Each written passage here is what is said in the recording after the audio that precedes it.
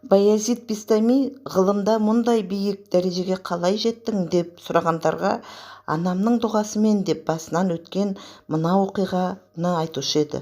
Бір күні анам қатты ауырды. Мен қасынан бір елі ажырамадым. Түнде анамның аяқ жағында отырған едім. Әлден уақытта ботам су берші деді. Тұра жүгірдім, бірақ үйде су бітіп қалған екен. Екі өкпемді қолыма алып ауыл сыртындағы бұлаққа бардым. Суды алып келсем, анамның көзі ілініп кетіпті. Қолыма мұздай суды ұстап, шешемнің оянуын күте отырдым.